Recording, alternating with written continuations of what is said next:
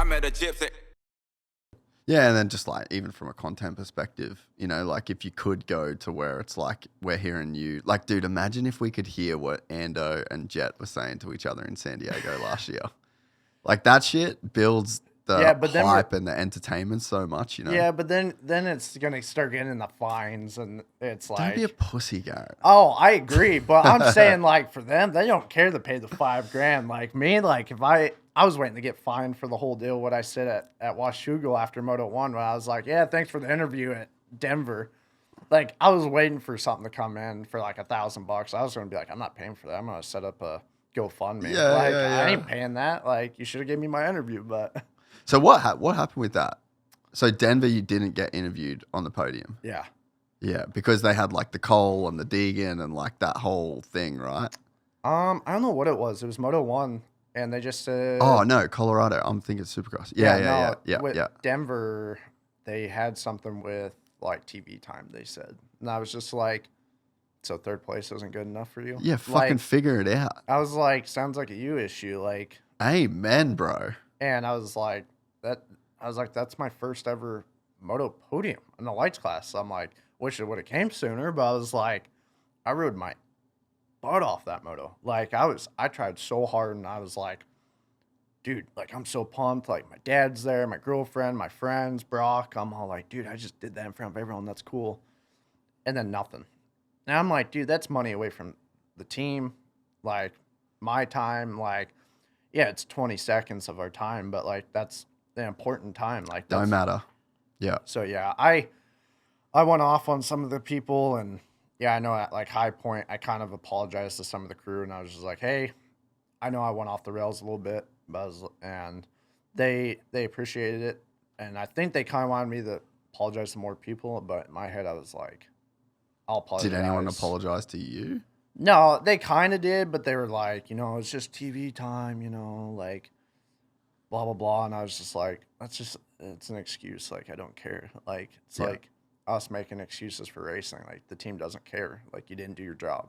And that's how I look at it. Like, make time for everyone or don't make time for anyone. Yeah. Like, that's how it goes. And, yeah, so when I podiumed Washougal, I was like sitting there, and I don't know why I called it out, but I did. And then everyone's like, hell yeah. And some people in my corner are like, did you have to do that? I was like, yes, sir. I did. I can't go back and take it back, but I did. Yeah.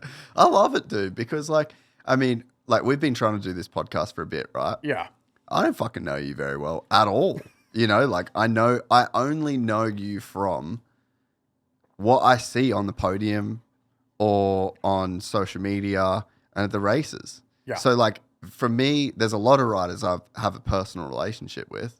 You're not one of them. Right. So I have to get to know you through the same channels as every other fan, you know? And so when like, dude, right now, you're cool as shit. So it's like, I've never got to see this side of you. And it's like, if the sport is doing what it should be doing, then it should be giving the guy that gets on the podium a chance to connect with fans, show who they are. It's fucking crazy important, man. No, it is. And I don't know, for me, like I've had a pretty up and down career with podiums. So it was like, yeah, man, they have that second chance Washougal. I was like, dude, like hell yeah. And I don't know. It was just cool. Like get the wave of the fans and outdoors. I've never done that. And like, I don't know. It was just a totally different experience from Supercross. Like, you know, you just got the photographers and everyone, your friends and family in Supercross, and then everyone in the stands. But like in outdoors, you got everyone just screaming, yelling, and beers getting flung around. And you're just like, hell yeah, this is cool. Like waving to everyone, people screaming your name. You're like, oh, dude, they're fans of me? Like, hell yeah, I didn't know I had that many fans. So it was cool. Like a lot of people think I'm just kind of this quiet, I don't know, a-hole kid. Like, a lot of people from back in the day, like, they're just like, oh, he's stuck up, he's mean, and blah, blah, blah. And I'm like, you don't even know me. I'm like, you can't say stuff until you meet me. And yeah, it's cool to meet certain people like you saying, like, oh, he's a cool dude. Like, it means a lot to me because, like, once people do get to know me or, like, whatever, like, even, like, go home and, like, I train kids every year. Like, a lot of families are like, dude, like, you're really cool. Like, it's cool to hang out with you and, like, just bro down and stuff. And, like, it's a lot of fun. It's cool to build the fan base that way. That's why I do the schools back home too. It's just like, I don't do it for the money. I do it because I love it. Like I enjoy doing that. So it's fun. I love the fans, and even though it gets chaotic sometimes, but I can't really complain about it because it's not like Deegan over there where, it's like a crowd. Deegan, yeah, Deegan! I'm like sitting there. I'm like, I'm kind of happy I'm not that famous. I kind of like to just relax in the rig and like go inside and eat my snacks. I'm like, dude, I don't know what I'd do if like everyone was screaming at me. Bro, it's pretty crazy, man. Like, I don't think people, if you haven't been to a race, you just don't get it. Yeah. And it's every single race, man. Yeah. And yeah, you go on to Star. Like, I'll always go and just hang with the boys. And the whole time you're there, it's just like, Deegan, Brian, Haiden. It's like, fuck, this is a lot. Yeah. But it's unreal for the sport. No, like, it's unreal. Cool. It was funny because, like, Denver, I get a little bit of that. Just it's kind of hometown race. But I don't get that until I go to Salt Lake. Mm. And almost every year, I'm hurt. So it's like, I just go to see the fans, and that's it. So like, the Salt Lake Podium that year was a big deal then? It was cool, but it was COVID. Oh, no. Oh, so it was stooged. Like, it was boring. Yeah, I was just like, walked out, give everyone a high five, thank you. And I just walked out, and it was just like, and that was a weird one. Like my family and stuff were supposed to go because you can only have one family member go with. And like my girlfriend, my dad and mom were kind of switching back and forth, and like I forgot something happened. Like none of them were able to go to that one, so I was solo.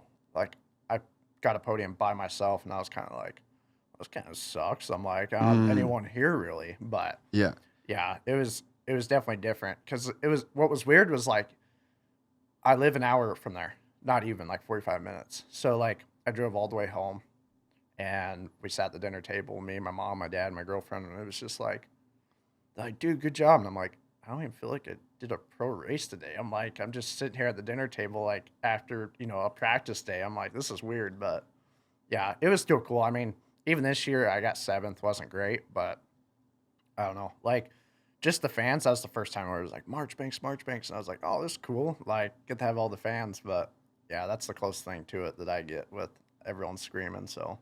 If you enjoyed this content, please like and subscribe. And to listen to the full 3-hour podcast, search Gypsy Tales in your favorite podcast platform or click the link in the description below. Gypsy Gang.